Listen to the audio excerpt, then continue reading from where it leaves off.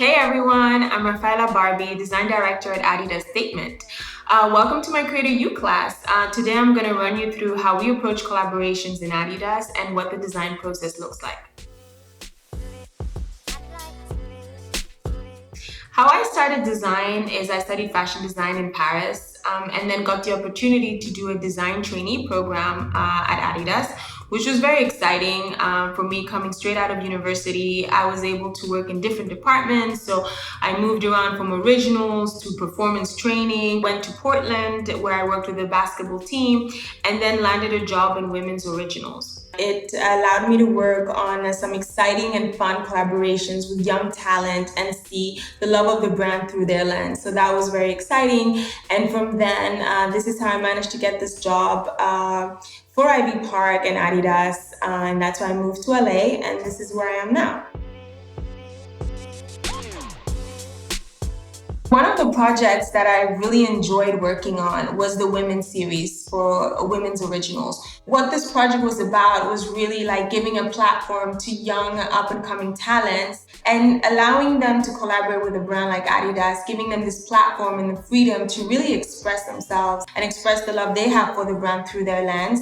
That process in itself was very inspiring for me because it was really about being open-minded and flexible to someone else's creative process, and throughout really like bringing two brands essentially together to create something very fresh, new, and unique for the consumer. So that was very exciting in itself.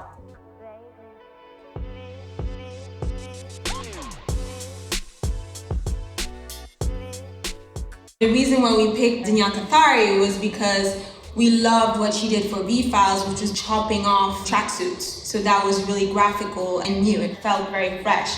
Olivia Blanche, she brought in that kind of more workwear inspired energy to the pieces. And then for Ji-won Choi, she also had a very graphical aesthetic, but it felt very new, very different to what Daniëlle Cathari had done. What we like in those three designers was the diversity that they brought to the table. What was very inspiring for me personally is that we were all women who were creating this product for women. So why we collaborate at Adidas, I think it's important to continuously challenge ourselves as designers. I think bringing in fresh eyes to something that we've been designing for such a long time is really inspiring. I'll always remember when Alexander Wang came in and he basically asked us to collect the ugliest products like we had ever done, because that was inspiring to him. And that was like a very interesting take of looking at design. And that's the beauty of collaborating with people, is that they see things from a different lens that you would, and together you can create something that feels very fresh and new. Another simple thing that he did was just basically reverse the three stripes, and that kind of really became very signature to the collaboration. So yeah, these are all very like simple details, but create something very, very fresh and new, but still stay true to the brand.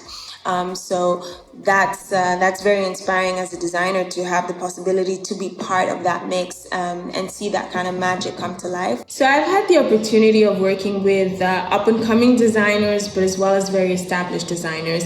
And what I can say from my experience is that there is no formula to how to create and collaborate. You really have to approach each collaborator differently because they express and they create in a different way. And that's the beauty out of it, is to be flexible, open-minded, and have fun with the process. So everybody approaches their design process differently, but I'll just run you through how I like to approach it. So for me, I mean, working for Adidas, we have such a huge history and archival library that I definitely dig into our archives and get inspired from past decades, from different things that we've done, that have been done. But I combine that with going to thrift stores and buying samples. Once we, as a team, we gather all the samples together, it's really about creating the styling session to ensure we have the right silhouettes and volumes and pieces that we want for the seasonal collection.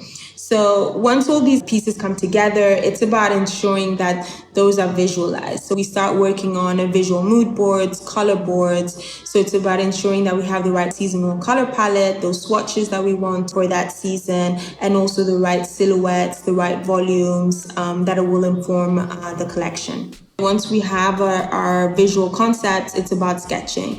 It's really the exploratory, playful stage of design. Once we come to a point where we find that the collection feels strong enough, we connect with our marketing teams that then provide us briefs. With the brief comes the more technical aspect of it, so really kind of creating those flat sketches, those CADs, connecting with our development teams to ensure we have the right materials, the right trims that we want to use. That is then handed over to our development team that will connect with the suppliers. The most exciting part of the process is definitely when the first protos come in. There's still a lot of work that needs to be done, tweaked, looking to ensure that the fits are right, the volumes are the ones that we wanted to get, but it's great to see your 2D sketch come to life. You know, this is the work that it takes to create the product that you see behind me and the product that comes to our stores. So my own design process, what I love to do is really kind of dig into our archive and focus on our iconic pieces. So when we're looking at this piece, so this was like kind of creating a winterized version of a tracksuit. What does that look like? So what I did was definitely, you know, the collar, wanted to elongate that and really give it that kind of cozy feel to it. It's like a padded outerwear jacket, so really having this exaggerated collar. Of course, having the graphical 3 stripes, which is coming down the classical positioning, but also on the collar, giving you a really graphical impact. Making it isometric, and this is like the design language throughout. You can see it, it's longer in the front, shorter in the back. So it's really like taking those iconic details and twisting them. So here, this one was really more about the color and really exploring with the graphical team, how can we create our 3 stripes in a different way. So what we did was create like this big woven 3 stripes tape, and on top of it embroidered florals, because that was the graphical inspiration for the season. And then you can see it, like it feels like it's inspired by the past, but it has a new twist to it.